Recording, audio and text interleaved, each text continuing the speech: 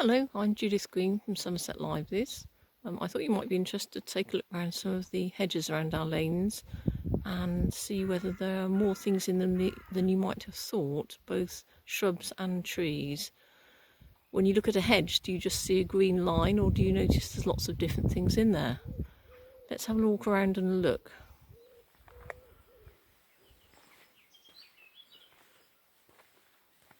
In this one, a very common plant of our hedges around here certainly is hazel. Now you'll know hazelnuts. I'll see if I can find a full-sized shrub later on with a few little hazelnuts on it. This is what you tend to see in hedges because they're trimmed every year or two. So you get quite soft growth. The leaves are soft and veined. Sometimes they have a little point on the end, and the stems are reddish when the growth's new. Quite soft and downy.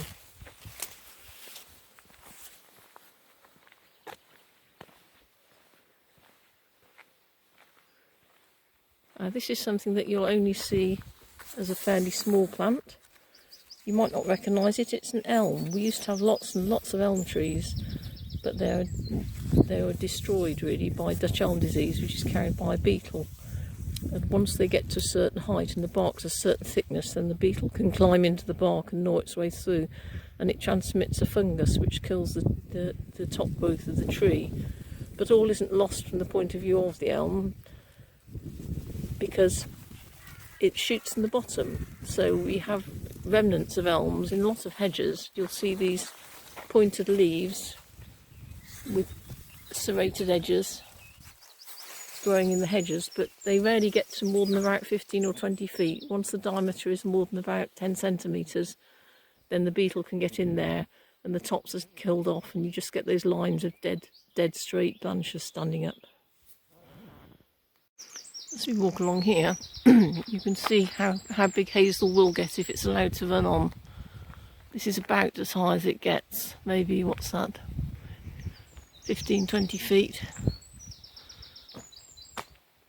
You can see it has a smooth silvery bark, and it goes up into the top there, and you can see those typical soft hazel leaves with the points on the end.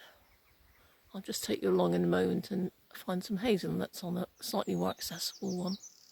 And as we approach this one, you may see the little pale green nutlets on the end.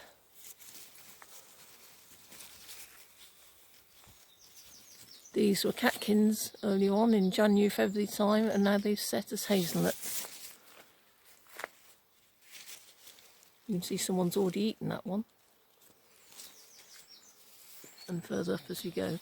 When hazel's very tall like this, it's very positive for dormice who enjoy eating the hazelnuts. It's a major source of food for them. And when you get one of these lanes where you have tall hazel hedges going on both sides, that's very good dormouse territory. I expect everyone will recognise this one. Glossy prickly leaves that we use for decorating our houses at Christmas. You'll see the newer leaves aren't nearly so prickly. They're paler green and quite soft. The prickles aren't set yet. You can see that these have already flowered, but if you're waiting for berries on this one, you'll wait a long time, because holly trees are either male or female. This one is a male, so it has lots of flowers on. You can see all the dead flowers now. It flowers a little bit earlier than this. They fall off and then there's nothing left. You need to find a female holly tree to pick your berries for decoration in the winter. Walking a little bit further along here, we come to a lovely young ash tree in its prime. Well, not in its prime, actually, it's quite young. You can see the very feathery shape of the leaves. Casts a very light shade.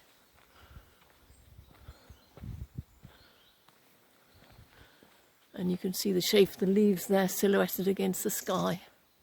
I'll just turn around and we'll take a view the other way.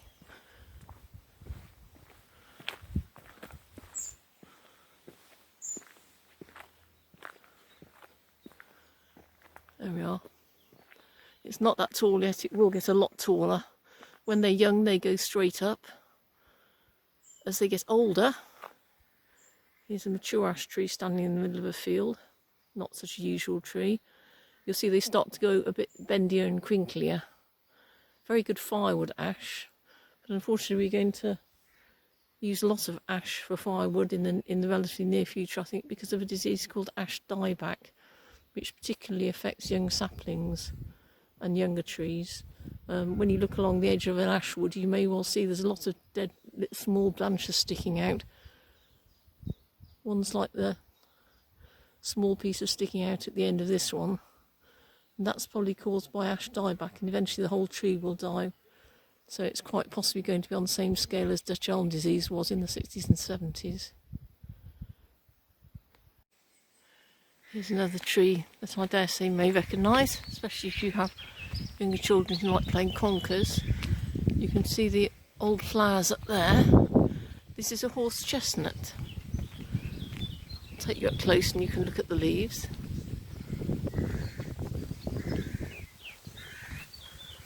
They have these very distinctive palm-shaped leaves. They're called horse chestnuts because, if I just break a piece back here,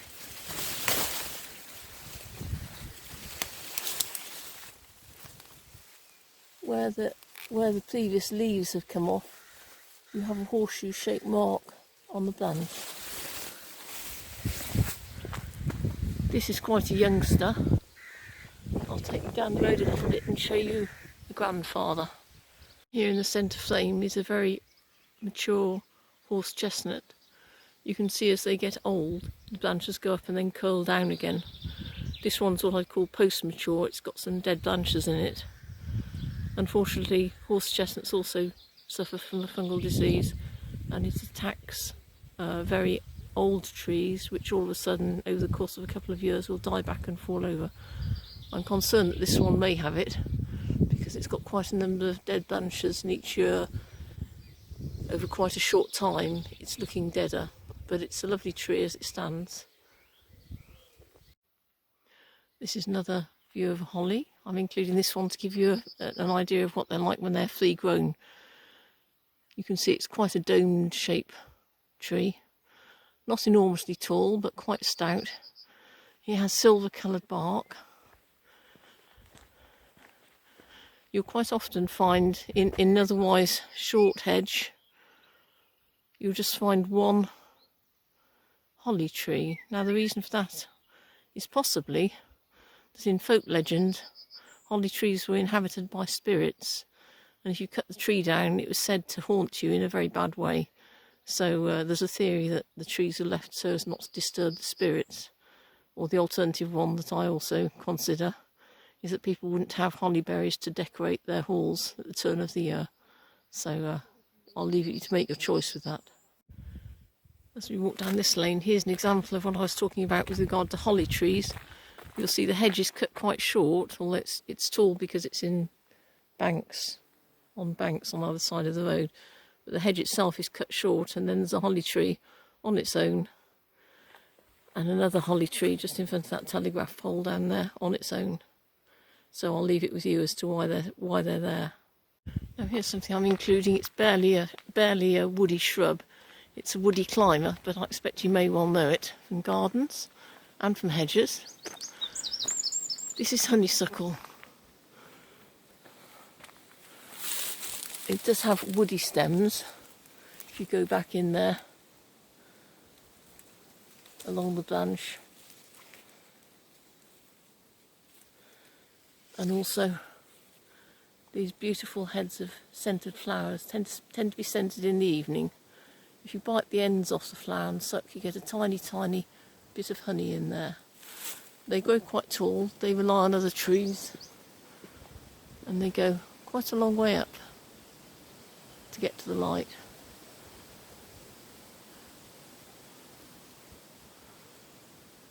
And in the autumn they have clear red berries which aren't good to eat, they're poisonous. I do hope you're enjoying this so far. If you enjoy the subject, you might like to read around it a bit more. I can recommend some books to you which you can download for free via Somerset Libraries from the librarieswest.org.uk website, where you can also join the library for free. The books I'd suggest are A Forager's Calendar by John Wright, which is a seasonal guide to wild eating. A book called The Wood by John Lewis Stemple, which is about his experiences of managing a wood over 4 years. And a book called A Wood of One's Own by Ruth Pavey, which chronicles her move away from the city and managing a rural area herself. I'll give those details at the very end of the video as well. So we'll continue now. Now we're coming up to one of my favourite trees and shrubs. It grows as a shrub in hedges, where it does quite nicely, although it's not particularly. And it also forms a small tree when it has the opportunity to. This is field maple.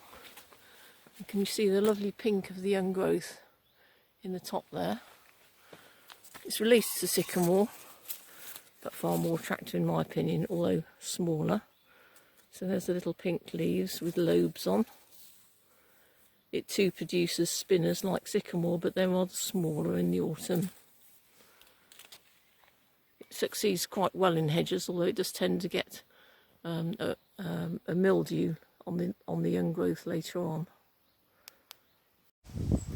So as we come down here, there's a very nice young field maple.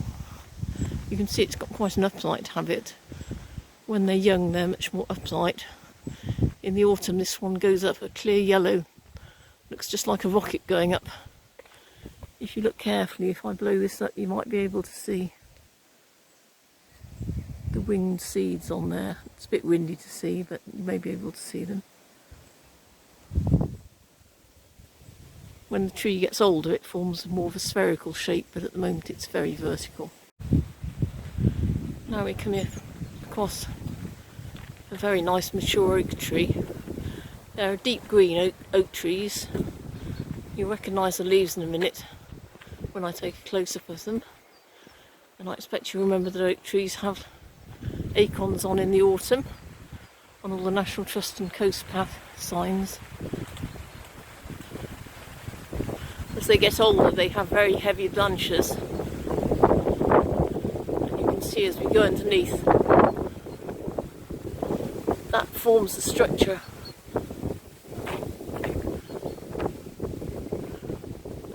Oak bark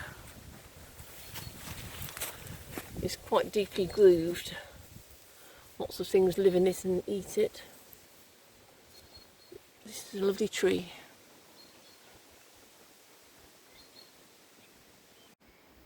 Just try and zoom in on the leaves for you.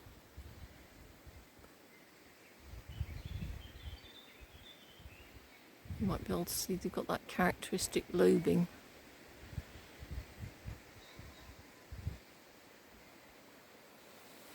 You rarely get oak growing as extensive swathes of hedge plants. I have a theory that because they grow slowly, they get overtaken by the very fast growing stuff like elder and hazel, and so they don't make it as hedge plants. But if they're planted and looked after as trees, they far exceed anything that the shrubs can do. And along here we've got a rather nice mature sycamore in the centre of the screen. You'll see it's sort of mid-green and it's almost got lobes to it. I'll take you a little bit closer. You'll see the sycamore has a strong central trunk which then divides up into large heavy branches with quite platy bark, and it's those large branches that give the outside of the tree that lobed sort of appearance. Again, quite a big tree when it grows free like this. This section of hedge has got some very dense stands of sycamore in it. It's not a conventional hedging plant, but sycamore's quite invasive, and so once it gets established it tends to suppress the other plants in the hedge. They have rather attractive coppery young leaves, and you can see here the leaf stems are reddish on top on the new growth.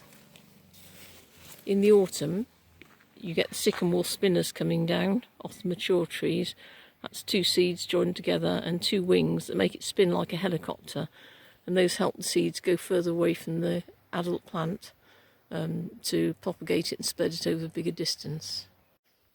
I'm just taking you in to see this sycamore tree, a young one, but it's old enough to have started to flower and produce seeds. So these are the young sycamore spinners.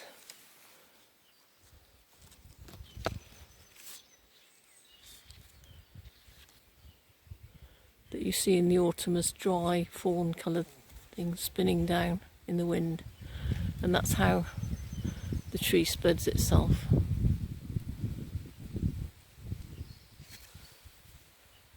I've had to get right back from this one to get the whole tree in. You can see it's truly enormous. It's a lovely open grown beech. You can see the proper shape that they'll attain when they have the chance to. Now you can see the leaves, quite a bright green from underneath. Oval shaped, glossy on top.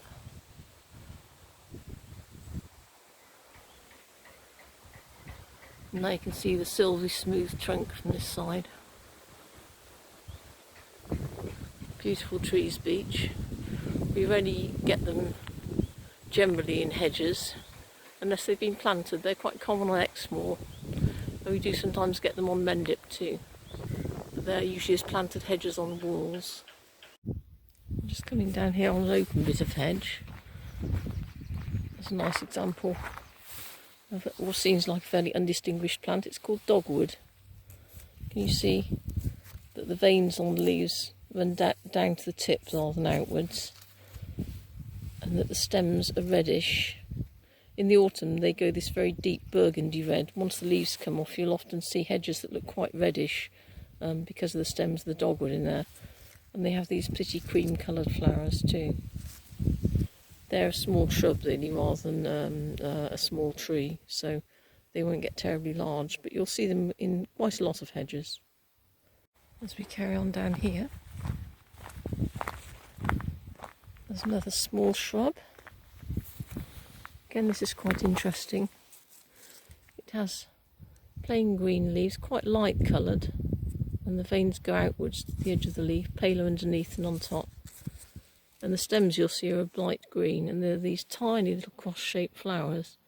It's called spindle, and the wood's very hard and fine, and it was used for making the spindle that you'd use for spinning wool threads into woolen threads to be used for cloth. In the autumn, these tiny little flowers turn into some really very striking seeds, about 1–1.5 centimetres. The pods are brilliant fuchsia pink, and they open slightly to reveal fiery orange seeds, which are, I believe, poisonous. But they're very striking looking.